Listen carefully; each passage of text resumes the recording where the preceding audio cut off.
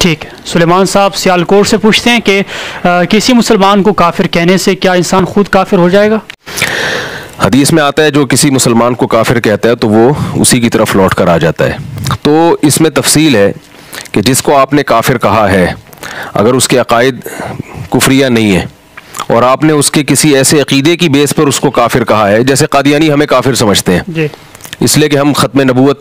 के दाई हैं, वो समझते हैं कि ख़त्म नबूवत का अकीदा गोया कुफर है। तो अगर किसी मुसलमान को आपने इस बेस पे काफिर कहा कि वो अकायद ज़रूरिया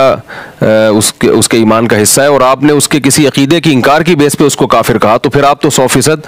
काफिर हो जाएंगे, जिसको कुफर अकबर कहा जाता है, जिससे इंसान इस्लाम से खारिज हो जाता है, क्योंकि आपने इस्लाम के एक बुनियादी और जो यानी बेसिक अकीदा है उसका इनकार किया। लेकिन नॉर्मली जो लोग एक दूसरे पे कुफर के फतवे लगा रहे होते हैं वो बेहतियाती की बेस पे लगा रहे होते हैं, तो उसमें अगर सामने वाला काफिर नहीं है तो फिर कुफर आपकी तरफ जो लौट कर आता है तो ये कुफर कुफरुन दूना कुफरिन है,